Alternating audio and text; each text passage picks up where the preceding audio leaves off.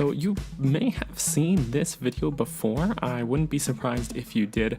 This is a re-upload of an old project from this year that's showing on the screen. I'm in the process of re-uploading a few of my projects from the various channels and everything that I've worked on.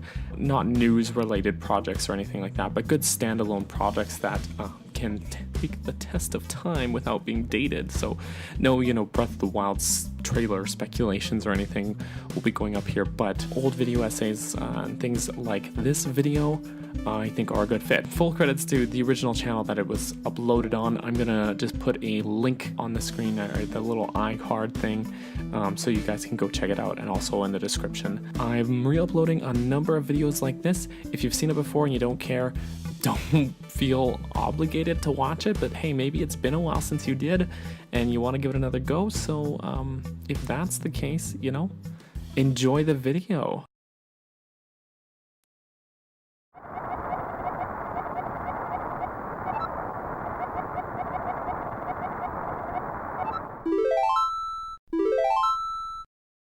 In my previous 10 moments video, I said this about Majora's Mask. Choosing just one moment from Majora's Mask is such a difficult task, as the game is so damn emotional and a well-crafted smorgasbord of delicate and chilling moments. But why is this?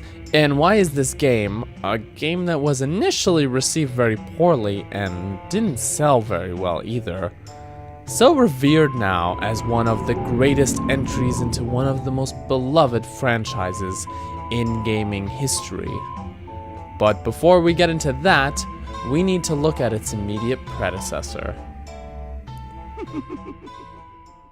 The year is 1998 and oh god, I'm old. The Legend of Zelda Ocarina of Time hit the market and took up the title as best video game of all time, and made a young me even more obsessed with The Legend of Zelda. I played the crap out of this game for years. Even after other games and consoles came out, I would revisit this game in particular almost annually. Recently, people have been somewhat less shy about being critical of Ocarina of Time, and I understand that, but for me, I feel like this game deserves the praise it got.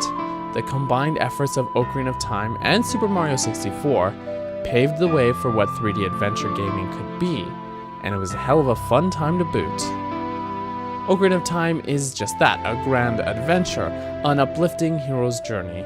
There are for sure some dark and gritty moments. I'm looking at you, bottom of the well, but overall the tone of the game is fairly light. So the Zelda series at this point had made a pretty natural progression from open adventure to refining the formula to the transition into the third dimension, and it did it all spectacularly. So where could the series go next? Enter the N64DD, the add-on disc-based expansion for our favorite three-handed controllered console. And with the DD were plans for an expansion pack to Ocarina of Time, but with the DD being a commercial failure, one thing led to another, and well, we get a standalone game instead of an expansion, and I prefer that, honestly. Okay, so let's address the elephant in the room. What do people always say they like about this game? Well, Majora's Mask is really dark and moody. I know, shocker. But it's not just that which I love about this game, in all honesty. A big part of why this is good is because of how it contrasts with your prior adventure in Hyrule. Where Ocarina of Time was huge, open, and adventurous, the world of Termina is much more tightly knit and compact and bleak. Where in Ocarina of Time the evils done by Ganondorf were felt mostly just in the castle and Castletown, and a few other areas spread out, every area of Majora's Mask has in some way been affected by the Skull Kid. The southern swamp is poisoned, the mountains are frozen, global warming, the canyons bloody haunted or whatever. Now, this is not to say that Ganondorf's evil influence is not present in Ocarina of Time, but it doesn't capture the same sense of urgency and danger that is achieved in Majora's Mask. This is again of no fault to Ocarina of Time, just something Majora's Mask does better. There's a very literal looming danger.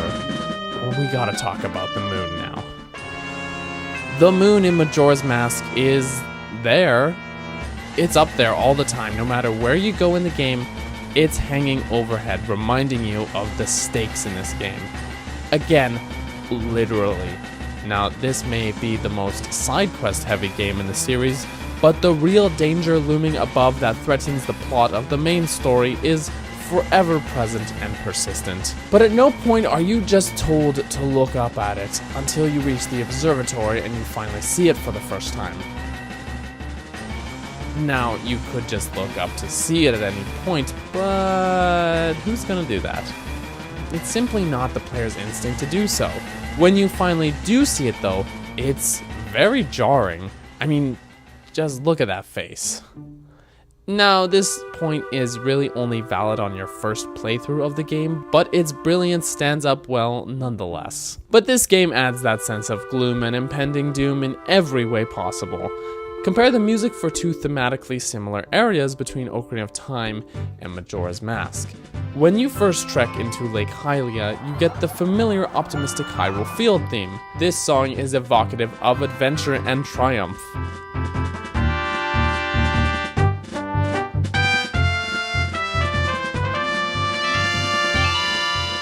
When you arrive at Great Bay, however, you get this bleak and distorted track that just feels off, with the ever-prevailing undertone of impending doom.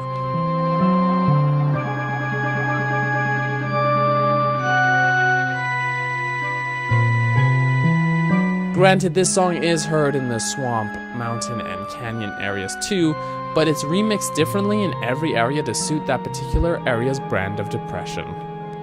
But Daniel, I hear you saying, the gloom and doom isn't a big deal because you can travel back in time at any point. And yes, you can. In fact, this game uses the Ocarina of Time in a bigger and better way than the game that is named after it. In Majora's Mask, time is in your hands. You can slow it down, skip ahead, or go back in time. The problem is that what progress you can take back in time with you is limited. For example, say you take on the very infamous and long Anju and Cafe side quest. At the end of it, you get to reunite the happy couple, but by that point, it's in the final hours of the game. The moon is crashing, and the world is about to end. Together? What is this shit? Are you trying to make me cry?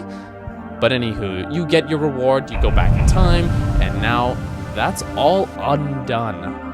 You left it behind, and they won't remember meeting you. Save the monkey from public execution? Nope. Rescue Lulu's eggs from pirates? Not anymore. Save the old bomb shop lady from getting mugged? Nada.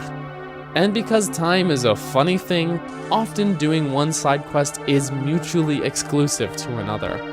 What makes it all more sad is that all these characters are written so well. With our 3-day schedule, every NPC is given a schedule that they adhere to. So you get this Groundhog Day sort of deal where you can learn where everyone is and what they're doing on their schedule and influence these events. It's deeper gameplay than we've ever had in the Zelda series up until this point, and we've honestly only scratched the surface of this game.